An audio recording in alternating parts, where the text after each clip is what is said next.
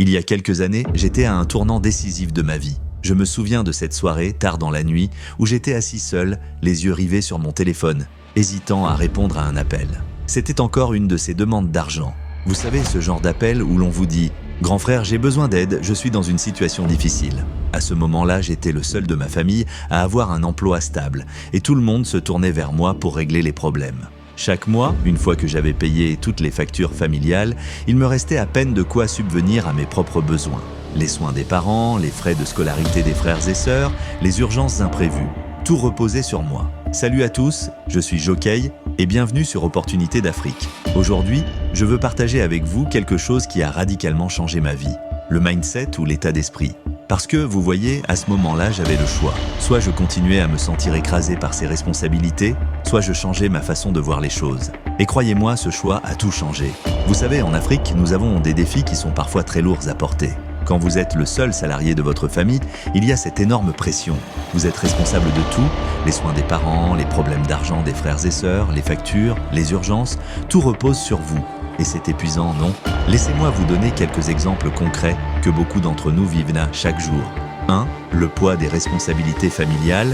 Imaginez Binta, qui travaille à Abidjan. Chaque mois, dès qu'elle reçoit son salaire, elle doit gérer les factures de ses parents, aider ses frères et sœurs à payer leurs études et subvenir aux besoins de ses propres enfants. À la fin du mois, elle se retrouve souvent sans rien pour elle-même. 2. Les soins des parents vieillissants. Prenons le cas de Moussa à Bamako. Ses parents vieillissent et ont besoin de soins médicaux constants. Comme il est le seul de la famille à avoir un emploi, c'est à lui de payer les frais médicaux. Cela devient un fardeau lourd, surtout quand il doit jongler avec ses propres responsabilités. 3. Les demandes constantes d'aide financière. Imaginez Mariam, à Dakar, qui reçoit régulièrement des appels de ses frères et sœurs en difficulté financière. Chaque semaine, elle doit trouver un moyen de les aider, ce qui finit par peser sur son budget et sur son moral. 4. L'absence de filet de sécurité. Adama, à Nairobi, travaille dur pour subvenir aux besoins de sa famille, mais sans assurance ni congé payé. Si elle tombe malade ou si quelque chose ne va pas, il n'y a personne pour l'aider. Elle doit continuer à travailler, peu importe les circonstances. 5. La pression de réussir pour les autres. Pensez à Kwam, à Accra. Il est le premier de sa famille à avoir fait des études supérieures. Maintenant, il sent la pression de réussir non seulement pour lui-même, mais aussi pour ses parents qui ont sacrifié tant de choses pour son éducation. Ces exemples, ce sont des réalités que nous vivons tous les jours. C'est facile de se sentir accablé, d'avoir l'impression que tout le monde compte sur vous et que vous n'avez plus de place pour vos propres rêves. Mais c'est là que le mindset entre en jeu.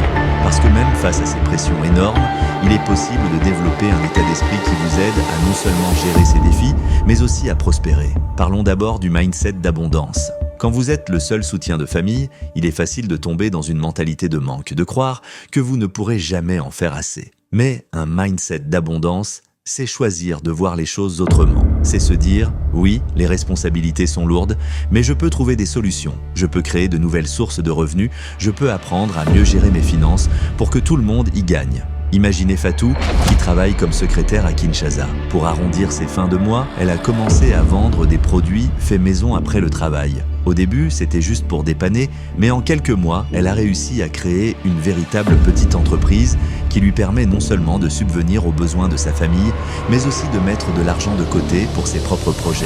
Fatou a adopté un mindset d'abondance et a transformé une situation difficile en opportunité. Ensuite, il y a la résilience. La résilience, c'est cette capacité à continuer, à persévérer, même quand les choses semblent impossibles. C'est cette force qui vous pousse à ne pas abandonner, à trouver de nouvelles façons de faire, même quand tout semble jouer contre vous. Prenons le cas de Didier à Douala. Didier a perdu son emploi dans une entreprise de logistique. Au lieu de se laisser abattre, il a utilisé cette période pour apprendre à conduire des poids lourds. Avec ce nouveau permis, il a pu trouver un emploi mieux rémunéré et plus stable. La résilience de Didier lui a permis de transformer un coup dur en une nouvelle opportunité de carrière. Ici en Afrique, ceux qui réussissent, malgré les pressions, sont ceux qui ont adopté un bon mindset. Ils voient les problèmes non pas comme des obstacles insurmontables, mais comme des défis à relever.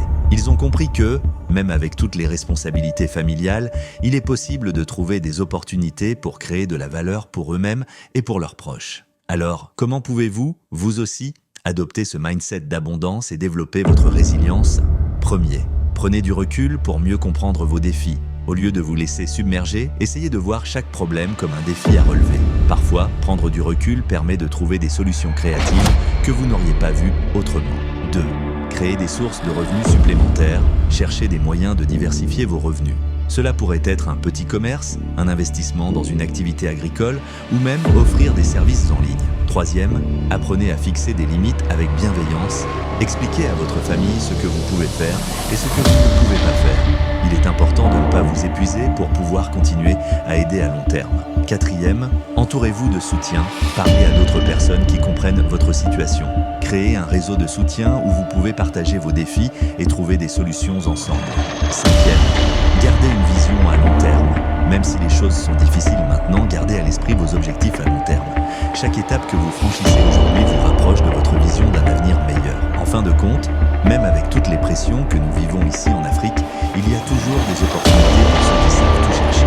Tout commence par votre état d'esprit. Adoptez un mindset d'abondance, développez votre résilience et vous verrez que vous pouvez non seulement surmonter les défis actuels, mais aussi créer un avenir meilleur pour vous et votre famille. Si cette vidéo vous a aidé à voir les choses sous un nouvel angle, n'oubliez pas de liker, de commenter et surtout de vous abonner à la chaîne Opportunités d'Afrique.